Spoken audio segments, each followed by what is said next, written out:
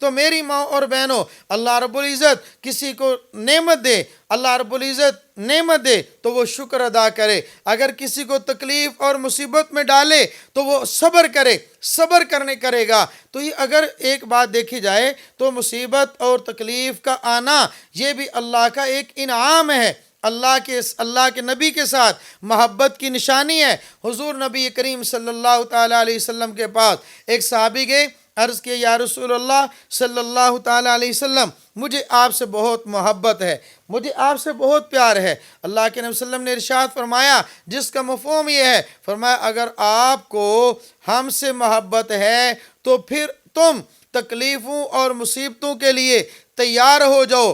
جس کو اللہ اور اللہ کے رسول سے محبت ہو اس پر تکلیفیں مصیبتیں ایسے آئیں گی جیسے پہاڑ سے پانی گرے اور نیچے ڈھلوان کی طرف، نیچے زمین کی طرف آتا ہے، ایسے مصیبتیں تکلیفیں آتی ہیں۔ ایک صحابی تھے اور ایک صحابیہ، دونوں کی شادی ہوئی، بڑی اچھی زندگی بسر کر رہے تھے، مال و دولت نعمتیں اللہ نے خوب فراوانیاں عطا فرمائی تھیں، ہر قسم کی نعمت سے نوازا ہوا تھا۔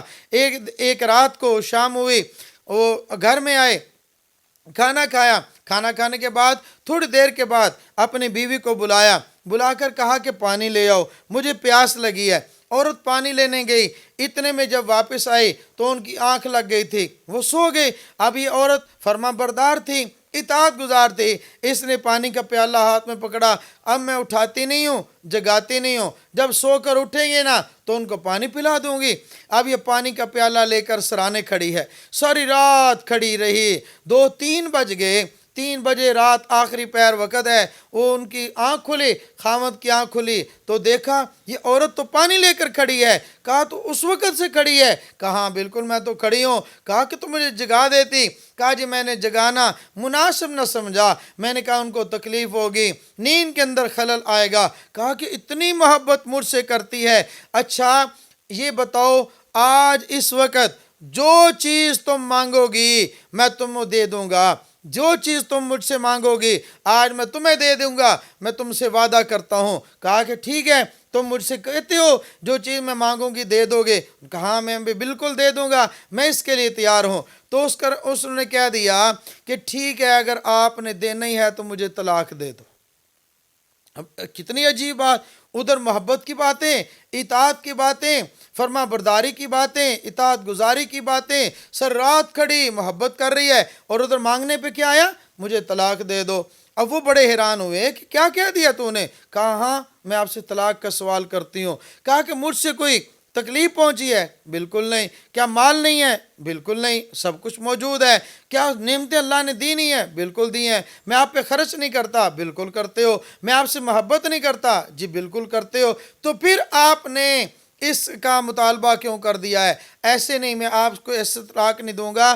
اللہ کے نبی صلی اللہ علیہ وسلم کے پاس چلتے ہیں، حضرت رسول اللہ صلی اللہ علیہ وسلم نے جیسے ارشاد فرما دیا، اگر انہوں نے فیصلہ فرما دیا تو میں بھی دے دوں گا۔ اب وہ چلے، گھر سے نکلے، تیاری کی، اللہ کے وسلم کی خدمت میں جاتے ہیں، رستے کے اندر ایک پتھر تھا، پتھر سے پاؤں پہ ٹھوکر لگی، اس ٹھوکر کی وجہ سے وہ گر گئے، پاؤں پہ چوٹ لگی، خون نکل آیا۔ انہوں نے اپنا سر کا دوپٹہ اتار کر اس کو کاٹا، اس کی پٹی بنا کر ان کو پاؤں کے اوپر، زخم کے اوپر پٹی باندھ دی، خون رک جائے۔ کہتے ہیں چلو گھر چلتے ہیں، گھر چلتے ہیں۔ کہا کہ اللہ کے نبی صلی اللہ علیہ وسلم کے پاس نہیں جانا؟ نہیں پھر چلیں گے، ابھی گھر چلتے ہیں۔ کہا کہ تو نے وہ جو کہا تھا طلاق لینی ہے؟ کہا نہیں اب میں نے نہیں لینی، اب مجھے ضرورت نہیں ہے۔